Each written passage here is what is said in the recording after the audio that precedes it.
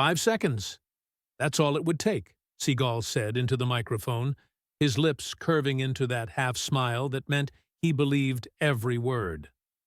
The press conference had started like dozens of others in Las Vegas. Lights so bright they flattened faces, the metallic smell of cameras heating under bulbs, reporters fanning themselves with press badges. A stage framed with banners promised spectacle, a showdown, the kind of event that blurred lines between sport and theater. But in the instant Seagal spoke those words, the air seemed to thin. He didn't raise his voice. He didn't need to. The microphone carried the calm arrogance for him. Chuck Norris, he said, drawing out the name like a setup to a joke, is a legend of cinema. But in a ring? In reality? He shrugged, let his palm drift open. He wouldn't last 5 seconds against me. I'd end it before he knew it started. The first ripple came from the front row. Laughter from a few younger journalists, the kind used to treating fighters' boasts as theater. But the humor didn't spread far. A second ripple followed, tighter, colder. The kind of silence where even the air conditioners seemed to pause. Cameras zoomed in, lenses whining softly. The reporters who had laughed quickly typed notes, half afraid they'd missed the true headline. Behind them, older faces stilled. They knew the difference between promotion and provocation. And this felt like the latter. A reporter in a navy suit raised his hand. His voice, steady but curious, cut the stillness. And if you're wrong? If he lasts longer than 5 seconds? Seagal tilted his head as though surprised anyone could consider the possibility. His grin widened, rehearsed, yet edged with contempt. If I'm wrong, he said slowly, letting each syllable hang, I'll walk out of the ring myself. No excuses. That landed like a hammer. A few reporters gasped. Pens scratched frantically across notepads. In the back, someone whispered, "He just swore an oath." The moderators tried to steer the session back, asking about training camps and diet. But the energy had shifted. The cameras no longer tracked the press table. They stuck to Seagal's face, hunting for signs of nerves and finding only smug assurance. He crossed his arms, leaned back in his chair, and let the silence do the rest. By the time the press conference ended, the hall felt heavier than when it began. People streamed into the Nevada night, their voices quick, brittle, and hungry. Taxi drivers waiting at the curb were peppered with the same question. Did you hear what he said? The first clips hit YouTube within the hour. 10-second loops with captions. 5 seconds. That's all. The video cut just before the smile, freezing his face into a mask of certainty. On Twitter, the phrase trended before midnight. Half the posts jeered at Norris, mocking him as a relic. Half spat anger at Seagal, accusing him of arrogance too sharp to ignore. By morning, talk radio hosts debated whether Seagal's words were hype or hubris. One caller growled that Norris deserved respect. Another scoffed that legends fade, and men like Seagal had to remind them. Memes multiplied, countdown clocks, gifs of stopwatches hitting 5 seconds, split screens of Norris mid-kick, and Seagal shaking his head. But beneath the noise, something deeper stirred. A different tone threaded through the comments. It wasn't the volume of Seagal's boast. It was the finality of it. 5 seconds. A number meant to humiliate, not merely to predict. And his promise, I'll walk out myself, turned theater into a kind of contract. Even the neutral journalists felt it. One veteran writer, gray-haired and hunched over his recorder, muttered to a colleague as they packed up, "He doesn't even realize who he's baiting." That single line, captured accidentally on a hot mic, slipped into circulation with the clips. Fans seized on it. Forums lit up with speculation. Did Norris know? Would he respond? The press conference had lasted an hour, but all anyone remembered were the 10 words that cut the air into before and after. By sundown, Las Vegas itself seemed to lean toward the coming storm. Billboards flashed Seagal's smirk beside Norris's steady stare, recycled from old promotional shots. The Strip's neon burned hotter, but beneath it the mood was unsettled. Dealers in casinos whispered over green felt. Bartenders repeated the line to patrons who hadn't heard. 5 seconds. In hotel lobbies, in taxi queues, in the fluorescent aisles of late-night diners, the same debate rolled over and over. Seagal had said it. He couldn't take it back. And now the city, the sport, maybe even the country, wanted to see whether his clock would stop on time. For some, it was entertainment. For others, it was insult. And for Chuck Norris himself? No one knew yet, because he hadn't spoken. Not a word. And that silence was already louder than Seagal's boast. Just wondering, where are you watching from? Write it down, bellow. For days, Norris said nothing. Not a press release, not a staged video, not even a wry remark dropped into a microphone outside a gym. His silence filled the space Seagal had carved open, and instead of closing it, the silence made the gap wider. Seagal's fans wasted no time. They took over timelines with stopwatch memes, 5-second countdowns, and endless edits of his smirk from the press conference. "He's scared," they typed, layering laughter emojis over grainy training clips from Norris's past. Podcasts replayed Seagal's line with canned laughter, hosts calling Norris yesterday's poster and a museum piece with boots. It was cheap comedy, but it traveled fast. Yet beneath the neon noise, another current hummed. Short, sharp comments from people who didn't bother dressing their words up. He hears. Just wait. Soon.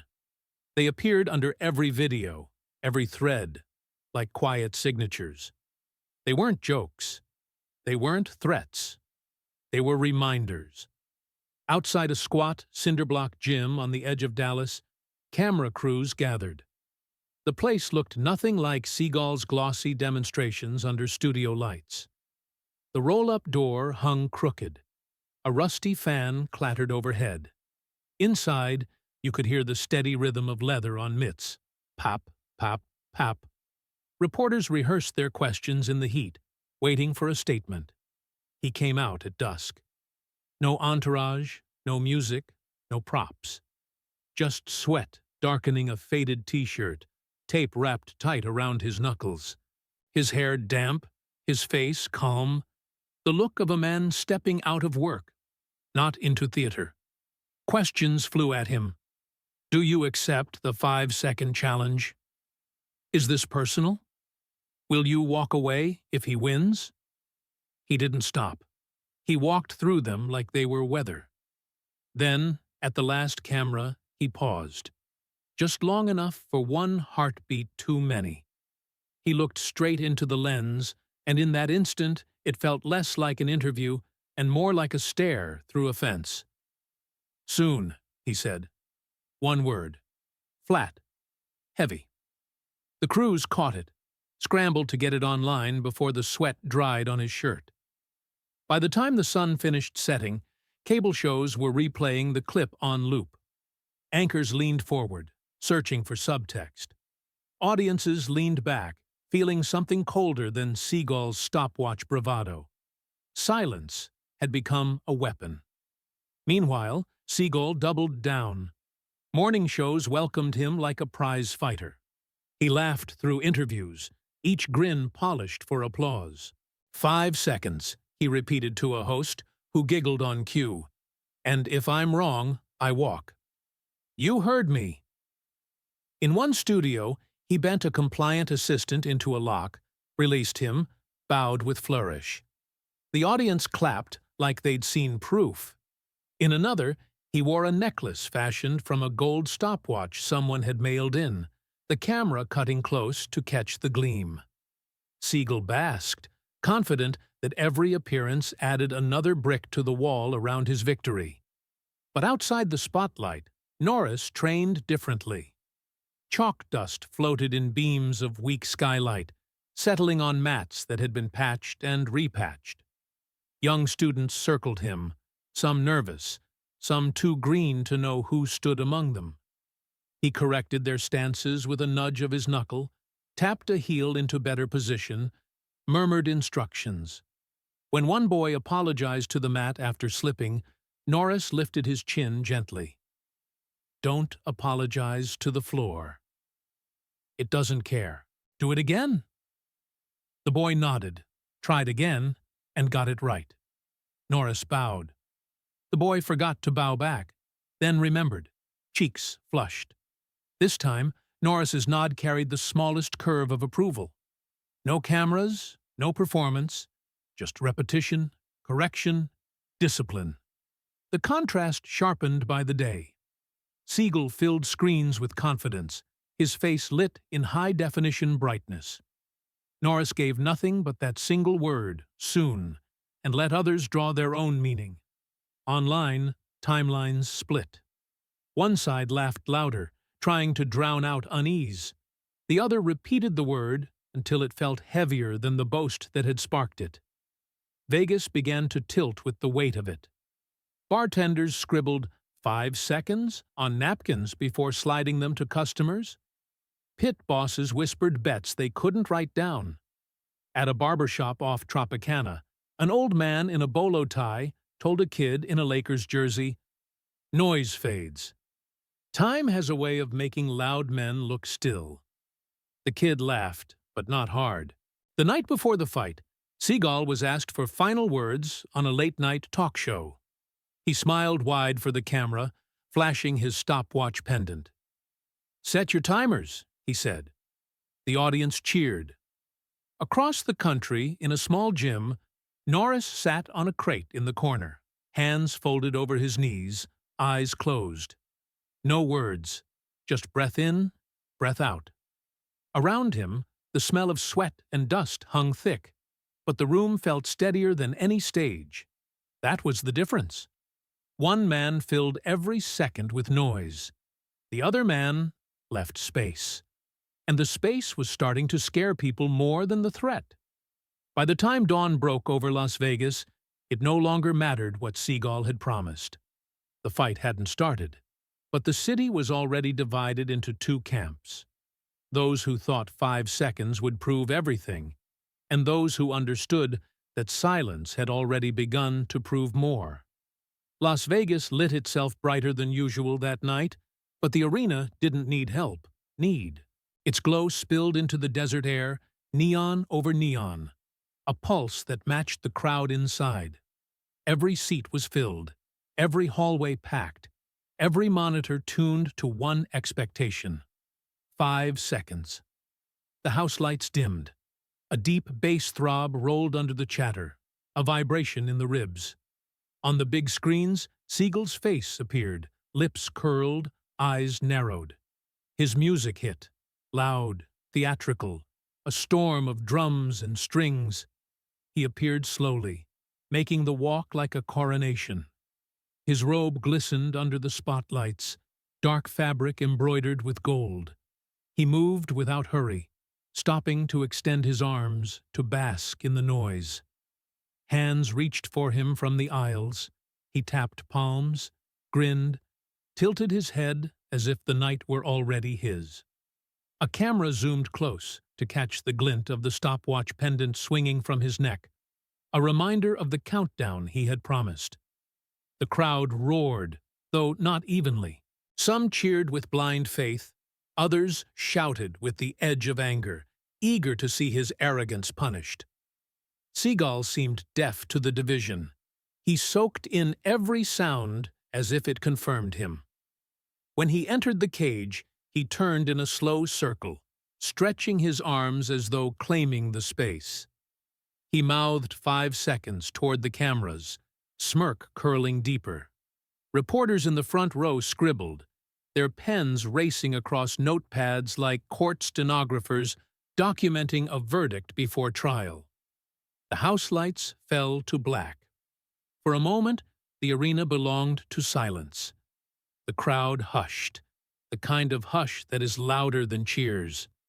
And then the side doors opened, spilling white light into the darkness. No music, no theatrics. Norris walked in with steady steps, dressed in plain black trunks, his robe simple cotton with no embroidery. His hands were bare, no jewelry, no trinkets. He didn't look left or right. He didn't wave. His eyes stayed fixed forward, posture upright, each step the same as the one before. That absence of spectacle became its own spectacle. The crowd erupted, not in laughs or mockery, but in the raw kind of cheer that breaks from throats without planning. People rose to their feet, clapping, shouting his name, the chant growing faster, tighter. "Chuck! Chuck! Chuck!" The sound gathered like weather. Norris didn't acknowledge it. His breathing was calm, his expression flat. He entered the cage as if stepping into a familiar room. No theatrics, no glance at the cameras. He tied his robe behind him, squared his shoulders, and stood. The two men faced each other. Seagal, broad and deliberate, swagger in his stance. Norris, leaner, posture still, his weight balanced, his gaze unwavering. Cameras swung between them, catching the contrast. One smiling, one silent. Seagal broke the space first. He stepped forward until he was close enough to be heard without microphones. His lips moved. 5 seconds. The front rows saw it. The cameras caught it. The phrase flashed across the big screens in real time, the captioning software struggling to keep up. The crowd reacted instantly, half laughing, half booing.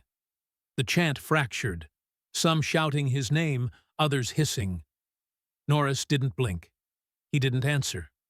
His stare stayed locked, not aggressive, not even cold, just steady. The silence he carried seemed to expand, pressing into the arena until it touched every seat. For a moment, the audience matched him. The noise faltered, then dipped, then broke into something stranger. Hush. Tens of thousands of people waiting, suspended, as if they too had realized the words meant nothing now. The referee stepped between them, raising his arms. He gave the usual warnings, but no one listened. The crowd, the fighters, even the judges. All eyes were locked on the line between the two men. The line stretched tight as wire. Seagal grinned again, tapping his fists together. Norris adjusted nothing. He inhaled, exhaled, shoulders rising once, falling once. The referee stepped back. The arena lights burned white. The gong struck. And in that sound, sharp and ancient, every promise and every silence dissolved. Now, there was only the truth of what two men could do when words no longer mattered. The gong still hung in the air when Seagal launched forward. No measured footwork, no testing jab. He stormed across the canvas like a man sprinting toward a deadline he had created himself. The stopwatch in his mind had already started ticking, and the promise of 5 seconds demanded violence. His first strike cracked against Norris's guard, loud enough to echo into the rafters. The crowd erupted, some rising from their seats, fists pumping, believing already they were watching prophecy fulfilled. Seagal pressed harder, an elbow, a knee, another heavy fist, each one thrown with the confidence of inevitability. But opposite him, Norris moved differently. He didn't answer chaos with chaos. He leaned, slipped, shifted half a step at a time, conserving more than he spent. His eyes stayed level, his breath even, his body coiled but not tense. To anyone watching closely, it was obvious. He wasn't surviving. He was waiting. The noise was deafening. Seagal's strikes landing on arms, shoulders, the canvas itself. But inside it, Norris's stillness felt louder. Each dodge was small, precise, like water folding around a stone. 4 seconds in, the pattern looked dangerous. Seagal had chased him across half the cage, fists like hammers, and the crowd's volume rose to a fever pitch. Someone in the front row shouted, "Clock him!" Seagal obliged, cocking his arm back for a finishing blow. The moment stretched, his face twisted with effort, his chest heaving, his weight lunging forward. The cameras caught it perfectly. The man who had promised an ending delivering the strike meant to make it true. And then, in that instant, Norris moved. It wasn't dramatic. No spinning kick, no roaring charge. Just a sharp pivot, a half-step back, and a short, direct counter. His fist cut through the space Seagal had left open, compact and mercilessly efficient. It landed with a sound so clean, it silenced the arena more effectively than any referee's whistle. Seagal staggered, his balance broken. His smirk, so constant, so rehearsed, disappeared in the blink of an eye, replaced by something raw. Surprise. The cage seemed to tilt beneath him. The referee slid between them on instinct, hands up, giving a breath of pause. It wasn't a stoppage. Seagal hadn't fallen. But the rulebook demanded clarity, demanded that the staggering fighter prove he could still stand. The crowd, realizing what had just happened, shifted from screams to shock. The 5-second prophecy had died. Everyone knew it. It hadn't ended the fight, but it had ended the story Seagal had written for himself. Norris didn't celebrate. He didn't even adjust his expression. He stepped back 2 paces, fists low, eyes still fixed forward. His breathing hadn't changed. He looked as if he'd just begun. Seagal, swaying slightly, raised his gloves again, but his face betrayed him. Gone was the easy arrogance, the showman's grin. What replaced it was harder to disguise. Doubt. The crowd, sensing the turn, roared back to life, half in disbelief, half in raw admiration. The arena shook with the force of it, people on their feet, shouting not numbers now, but a name. Chuck! Chuck! Chuck! The chant rolled like thunder, breaking the fragile hush that had followed the counterpunch. Phones in the audience lit up, thousands of tiny red dots capturing the moment. The second that Seagal's boast had collapsed under the weight of reality. The referee signaled for them to continue. The fight was far from over. But the spell of inevitability had shattered. The 5 seconds were gone. And in their place, something heavier now filled the arena. The certainty that what everyone was about to witness would not be the quick execution Seagal had promised. It would be something else entirely. The restart began with a slap of gloves and a hiss of breath through plastic mouthguards. The referee's hands dropped, and the cage filled again with noise, cheers, chants, camera shutters, the hum of thousands of bodies pressing forward. Seagal rolled his shoulders as if to shrug off the counterpunch that had just humiliated him, then stomped one heavy step and came forward with fresh heat.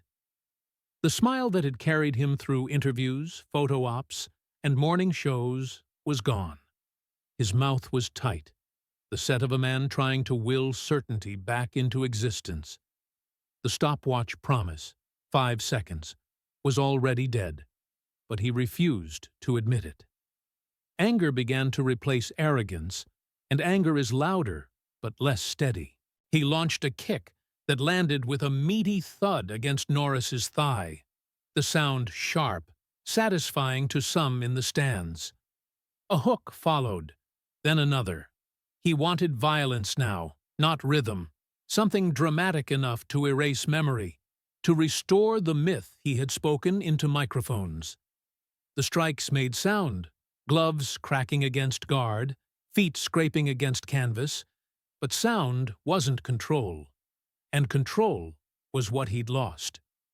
Norris didn't fight the storm with more storm. His steps were small, efficient, angled in ways only trained eyes could truly appreciate. He let shots skid across his forearms, rolled his head inches off the line, absorbed pressure without panic. His chest rose and fell at the same slow tempo it had in warm-up. He wasn't reacting to Seagal's fury. He was dictating where it went. At cage side, the commentator's tone changed. One, who'd spent the walkouts hyping Seagal's confidence, now spoke in measured phrases. Norris, he's choosing the pace here. Another, quieter, added, Seagal's still throwing heavy, but it looks more like he's chasing what just happened than building something new. The crowd felt it too. The opening roar of spectacle flattened into a hum of tension. People who had come expecting a quick finish now found themselves leaning forward, watching the subtleties. The scrape of shoes against canvas, the controlled pop of a jab landing clean, the absence of panic on Norris's face. Some clapped not for drama, but for craft. Short bursts of applause that sounded almost reverent. Seagal tried to smother the quiet. He feinted a shot, came up with a hook, then muscled a collar tie, dragging sweat into the air between them. He mouthed something, an insult maybe, but it was lost under the roar. Norris didn't answer. His forearm pressed calmly into the bicep, his hand framed across the collarbone, his feet shifted just enough. He broke the tie with no flourish. The crowd erupted, not wild, but sharp, like an audience recognizing mastery. It got under Seagal's skin. His punches grew harder, but less precise. A three-punch combination ended with him overextended, his glove slicing air. Norris's answer was almost insulting in its simplicity. A jab, light but honest, snapping his head back a fraction. The kind of shot that doesn't hurt as much as it reminds you of where you are and who you're with. Even some of Seagal's fans applauded. They couldn't help it. It wasn't betrayal, it was respect, grudging, but real. They had come to see arrogance win, but what they were witnessing was discipline, refusing to bend. Seagal's frustration boiled over. He lunged for a body lock, hoping to prove brute force could succeed where timing had failed. His arms wrapped around Norris's waist, his weight driving forward.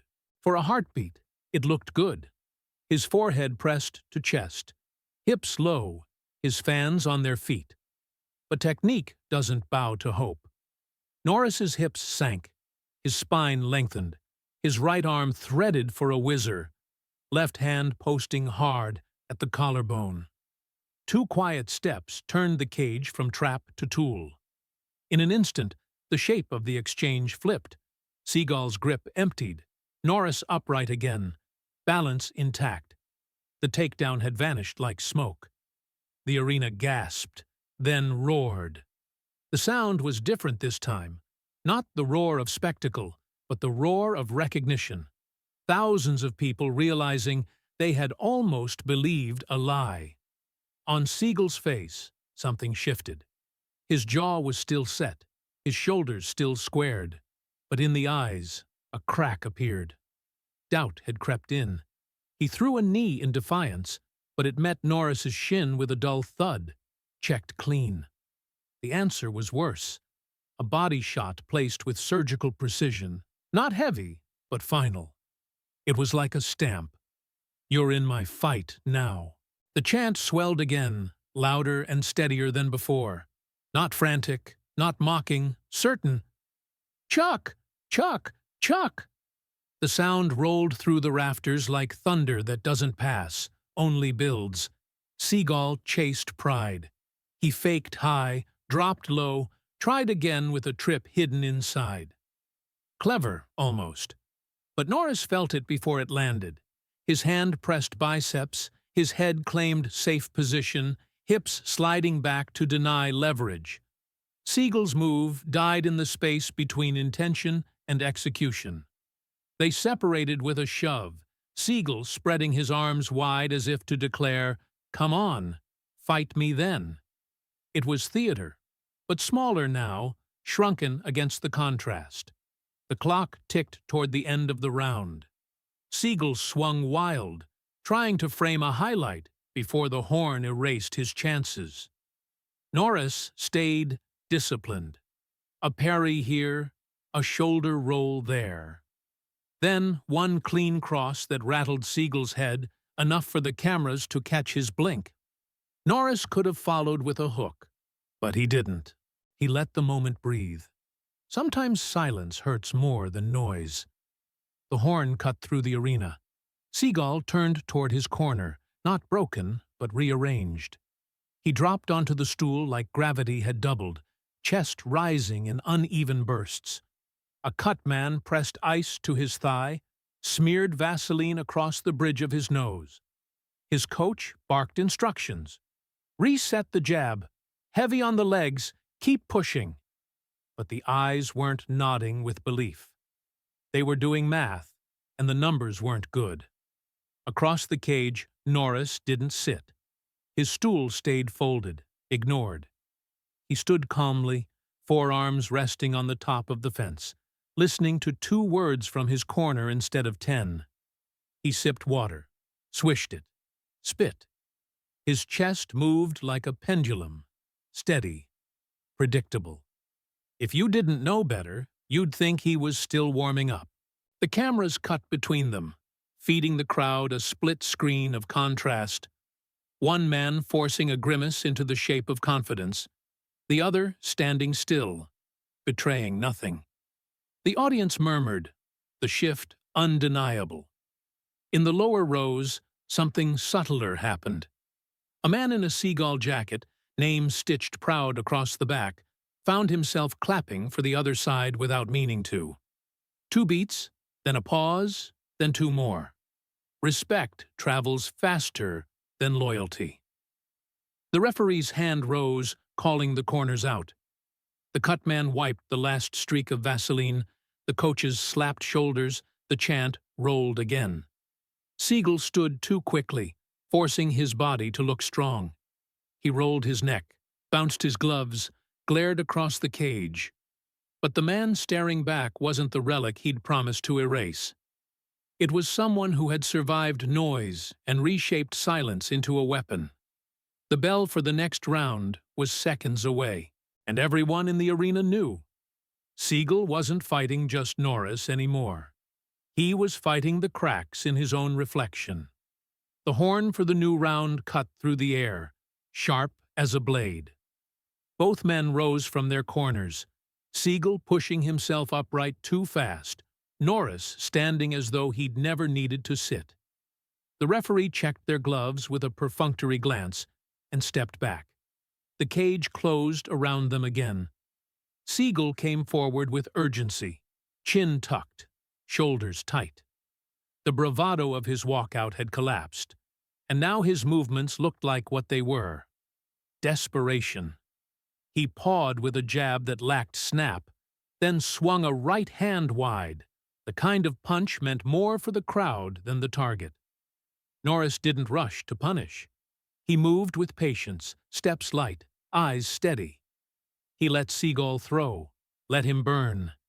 Each wild strike met the air, a guard, or the simple absence of a man who refused to be where his opponent needed him to be. The crowd felt the shift. The chant that had begun in bursts now rolled over the arena in full force. Chuck! Chuck! Chuck!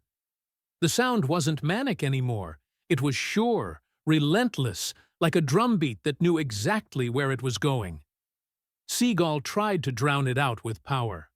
He drove forward, chest heaving, throwing combinations that landed harder on the cage than on the man in front of him. He aimed for the knockout he had promised the world, but his punches carried the weight of exhaustion. His feet betrayed him, heavy, a half step too slow. Norris stayed calm. He checked a kick with the meat of his shin. He slipped a hook by leaning just enough to let the glove graze air. He tapped Seagal's ribs once, then twice, not hard but precise, each shot a reminder.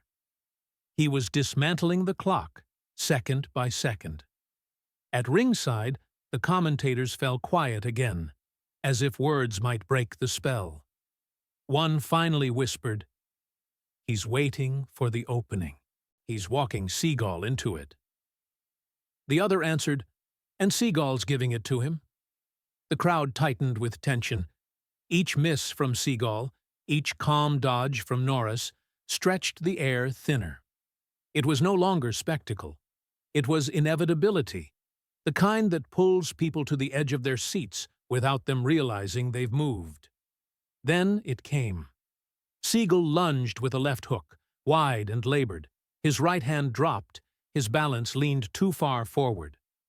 For a heartbeat, the cage was open. Norris saw it. Not with excitement, not with anger, but with the clarity of someone who had seen such openings thousands of times before. He stepped, pivoted, and delivered one clean strike. Not a wild swing, not a flashy kick. Just a short, perfect cross, straight and economical. The kind of strike born from years of repetition. The kind you throw not to impress, but to end. It landed flush. The sound cracked through the arena. Sharp, final, undeniable. Seagal froze for a moment, then folded, his knees giving way. He collapsed backward onto the canvas, arms spread, eyes wide with disbelief. The arena gasped, then exploded. Tens of thousands of voices broke into one roar, the noise rattling the rafters, shaking the floor. Phones lit up, hands waved, people screamed names into the void. The referee rushed in, waving it off. The fight was over. Norris didn't pump his fists. He didn't climb the cage. He didn't roar. He walked calmly to his opponent. He bent down, slipped a hand under Seagal's arm, and helped him to his feet. Seagal's legs wobbled, his chest heaved, his eyes refused to meet the gaze across from him. Norris leaned in close. He whispered something, 2, maybe 3 words, straight into his ear. The cameras strained, microphones reaching, but none caught it. The crowd would never know what was said. Seagal nodded once, slowly, then looked down. Norris let go, stepped back, and raised Seagal's wrist for a brief second before letting it drop. Then he turned, walked to his corner, and stood still, while the crowd roared around him. There was no celebration, no show, only quiet. The cameras searched his face, hoping for triumph, but found only composure. His eyes didn't shine with victory, they shone with something heavier. The calm knowledge that he had proven, again, what didn't need proving. The crowd, sensing this, changed too. The chants softened into applause, not wild but deep, heavy claps that rolled like waves. It wasn't a party anymore, it was respect. By the next morning, the clip would be everywhere. Headlines would scream about the knockout. Analysts would dissect the counter, frame by frame. But what people would remember wasn't the strike. It was the silence before it, the pause after it, the quiet control that turned noise into nothing. And when storytellers retold the night, they wouldn't speak about 5 seconds. They'd say, "He promised to destroy him in 5. But 5 seconds were only the beginning of a legend, proving, once again, that real strength doesn't shout. It doesn't boast. It simply waits. And then it answers,